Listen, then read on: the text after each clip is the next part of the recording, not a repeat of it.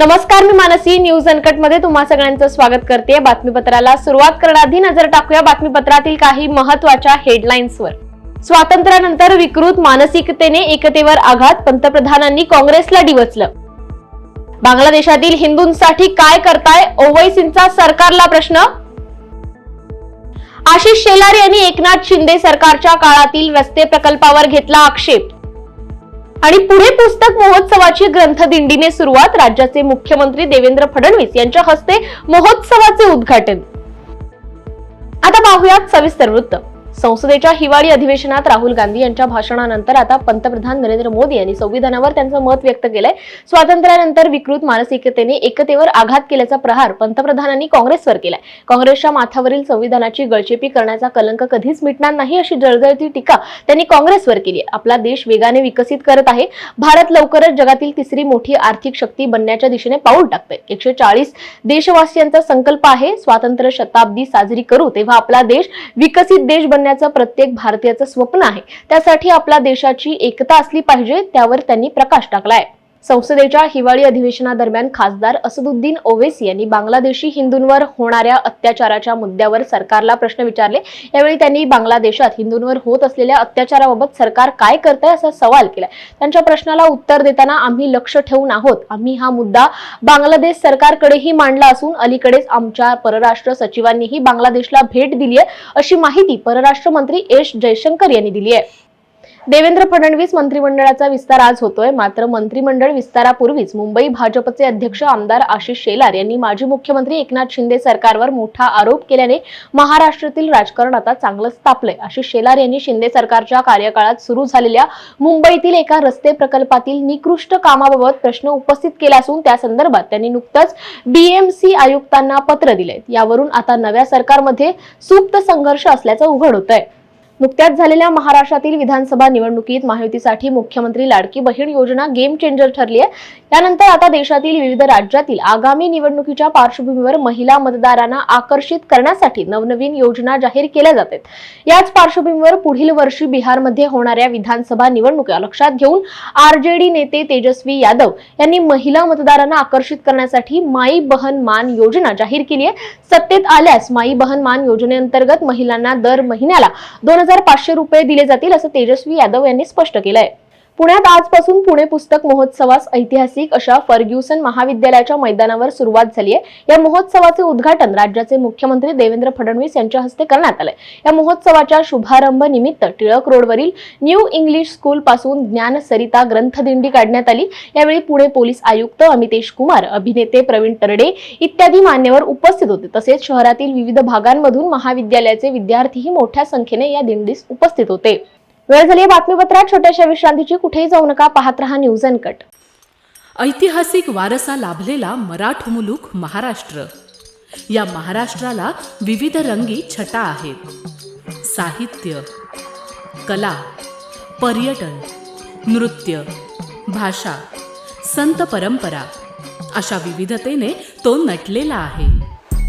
हीच गौरवशाली विविधता जपत सुवरंग मराठी केवळ महाराष्ट्राच्या सांस्कृतिक संहितेपुरते मर्यादित न राहता समकालीन नवकल्पनांवर आधारित कार्यक्रमांद्वारे मराठी मनोरंजन विश्वात स्वतःची एक अनोखी जागा निर्माण करत आहेत। मराठी मनोरंजन क्षेत्रातील उत्तम दिग्दर्शक, लेखक आणि निर्मात्यांच्या प्रतिभेचा पुरेपूर वापर करून मनोरंजनाचा आगळा वेगळा रंग उधळण्यास आम्ही सज्ज आहोत।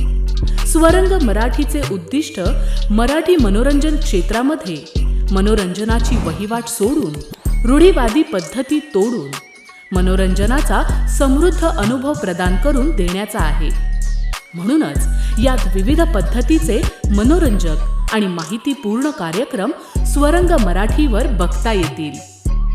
शेवटी एकच, धकाधकीच्या जीवनात धांगडधिंगा करण्यापेक्षा बसूया, हसूया, गाऊया, जगूया। नाती गोती श्रावण मोती गावामधले जीवंत रंग, नाती गोती श्रावण मोती गावामधले जीवंत रंग। चला जोडूया, चला पाहूया, जशी संस्कृती तसा स्वरंग। विश्रांतीनंतर बातमीपत्रात पुन्हा एकदा स्वागत करते।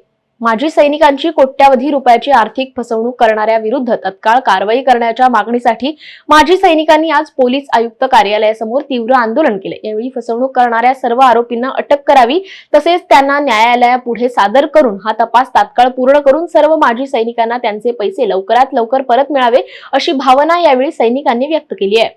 जालन्याच्या नाव्हा शिवारात एसटी बस आणि आयशर गाडीची समोरासमोर धडक होऊन भीषण अपघात झालाय।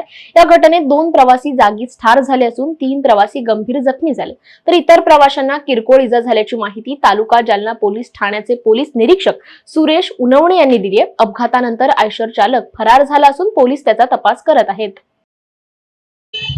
ऍक्सिडेंट पाहिलेलं आहे पण 5-6 जण आम्ही स्वतः टाकलेले आहेत ॲम्ब्युलन्स मध्ये। किती प्रवासी मयत झाले माहिती तुम्हाला? मयत 2 आहे आणि 5-6 जण सिरियस आहेत। बरं, कसा घडला अपघात?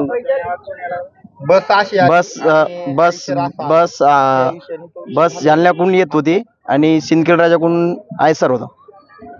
काय नाव होतं? अनिल पवार। आचार्य रतनलाल सोनग्रा यांच्या अभिजात मराठीचा महाग्रंथ कबीर वाणीला नुकताच दिल्ली येथे अखिल भारतीय दलित साहित्य अकादमीचा सद्गुरू संत कबीर राष्ट्रीय अवॉर्ड प्राप्त झालाय। त्यांना मिळालेल्या या पुरस्काराबद्दल माईस MIT वर्ल्ड पीस युनिव्हर्सिटीच्या वतीने WPU चे संस्थापक अध्यक्ष विश्वधर्मी डॉक्टर विश्वनाथ कराड यांच्या हस्ते शाल श्रीफळ देऊन विशेष सन्मान करण्यात आलाय। वेळ झाली बातमीपत्रात छोट्याशा विश्रांतीची, कुठेही जाऊ नका, पाहत रहा न्यूज अनकट। ऐतिहासिक वारसा लाभलेला मराठ मुलूक महाराष्ट्र। या महाराष्ट्राला विविध रंगी छटा आहेत। साहित्य, कला, पर्यटन, नृत्य, भाषा, संत परंपरा अशा विविधतेने तो नटलेला आहे। हीच गौरवशाली विविधता जपत सुवरंग मराठी केवळ महाराष्ट्राच्या सांस्कृतिक संहितेपुरते मर्यादित न राहता समकालीन नवकल्पनांवर आधारित कार्यक्रमांद्वारे मराठी मनोरंजन विश्वात स्वतःची एक अनोखी जागा निर्माण करत आहेत। मराठी मनोरंजन क्षेत्रातील उत्तम दिग्दर्शक, लेखक आणि निर्मात्यांच्या प्रतिभेचा पुरेपूर वापर करून मनोरंजनाचा आगळा वेगळा रंग उधळण्यास आम्ही सज्ज आहोत। स्वरंग मराठीचे उद्दिष्ट मराठी मनोरंजन क्षेत्रामध्ये मनोरंजनाची वहिवाट सोडून रूढीवादी पद्धती तोडून मनोरंजनाचा समृद्ध अनुभव प्रदान करून देण्याचा आहे। म्हणूनच यात विविध पद्धतीचे मनोरंजक आणि माहितीपूर्ण कार्यक्रम स्वरंग मराठीवर बघता येतील।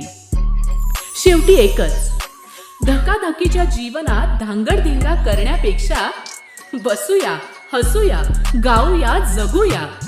नाती गोती श्रावण मोती गावामधले जीवंत रंग, नाती गोती श्रावण मोती गावामधले जीवंत रंग। चला जोडूया, चला पाहूया, जशी संस्कृती तसा स्वरंग। विश्रांतीनंतर बातमीपत्रात पुन्हा एकदा स्वागत करते। पाहूयात उर्वरित काही महत्त्वाच्या घडामोडी। पुणे शहर भारतीय जनता पार्टीच्या वतीने मुख्यमंत्री देवेंद्र फडणवीस यांचे पुणे विमानतळ या ठिकाणी स्वागत करण्यात आले। यावेळी दत्त जयंती निमित्त त्यांना दत्तगुरूंची मूर्ती भेट देण्यात आली। यावेळी आमदार आणि माजी मंत्री चंद्रकांत पाटील, शहराध्यक्ष धीरज घाटे, सरचिटणीस राजेंद्र शिळीमकर, राहुल भंडारे, माजी नगरसेवक दीपक पोटे, पुनीत जोशी, उमेश गायकवाड आदी मान्यवर उपस्थित होते। हिंदू आध्यात्मिक सेवा संस्थेतर्फे हिंदू सेवा महोत्सवाचे आयोजन पुण्यामध्ये करण्यात आले। यामध्ये हिंदू संस्कृती, संस्कार आणि सामाजिक सेवा कार्याचे विराट दर्शन पुणेकरांना घडणार आहे। दिनांक 19 डिसेंबर ते 22 डिसेंबर 2024 दरम्यान सर परशुराम भाऊ महाविद्यालय मैदान येथे हा भव्य महोत्सव होत असून यामध्ये महाराष्ट्रातील अनेक महत्त्वपूर्ण देवस्थाने, सामाजिक आणि धार्मिक संस्थांनी सक्रिय सहभाग घेतलाय, अशी माहिती हिंदू आध्यात्मिक सेवा संस्थांचे अध्यक्ष अशोक गुंदेचा यांनी पत्रकार परिषदेत दिली आहे। पुण्याच्या पुरंदर तालुक्यातील श्री क्षेत्र जेऊर येथे काल दत्त जयंती मोठ्या उत्साहात साजरी करण्यात आली। दत्त जयंती निमित्त मंदिर परिसरामध्ये मागील 7 दिवसापासून हरिनाम सप्ताह आणि कीर्तनाचे आयोजन करण्यात आलं होतं। या सप्ताहाची सांगता काल सांगळे महाराजांच्या दत्त जन्म या आख्यानाने करण्यात आली। सकाळी अभिषेक आणि मंदिर परिसराला पालखी प्रदक्षिणा करण्यात आली तर सायंकाळी फुलांचे कीर्तन होऊन दत्त जन्मोत्सव साजरा करण्यात आलाय। वेळ झाली या बातमीसह बातमीपत्रात इथेच थांबायची। पाहत रहा न्यूज अनकट।